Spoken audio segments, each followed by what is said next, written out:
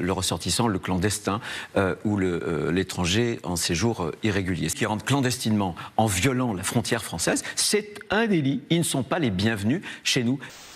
Nous parlions tout à l'heure des OQTF, la difficulté d'application.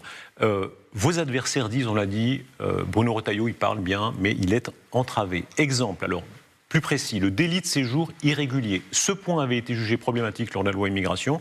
Cette fois-ci, qu'est-ce qui peut changer ? Ce qui peut changer, ce qu'on est en train d'essayer de changer, c'est justement la directive retour. D'ailleurs, les téléspectateurs ne la connaissent pas, mais le nom même de la directive retour, c'est le retour. C'est elle qui organise le retour. Aujourd'hui, c'est impossible.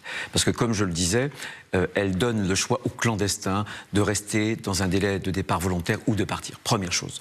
Ensuite, et ça a été un de mes premiers objectifs, et désormais, la Commission a mis sur la table, le 11 mars dernier, c'est tout frais, un nouveau texte. Ça sera un règlement retour, et ce règlement retour va prévoir la criminalisation, la pénalisation du séjour. Le séjour irrégulier devient un délit.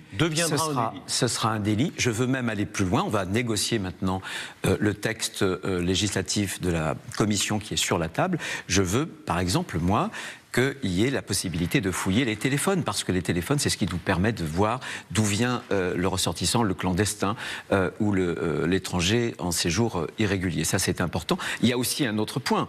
Je vous l'avais dit il y a 6 mois, quand on avait fait une émission un peu similaire. Il y a une question de symbole. Enfin, un individu rentre dans votre maison, par la fenêtre ou par la porte, il y a un délit. Eh bien, les individus qui rentrent clandestinement en violant la frontière française, c'est un délit. Ils ne sont pas les bienvenus chez nous. Il y a un certain nombre, je pense à l'extrême gauche et à des mouvements associatifs, qui voudraient les no borders, par exemple, pas de frontières. Ils voudraient accueillir toute la misère du monde. Ça n'est plus possible.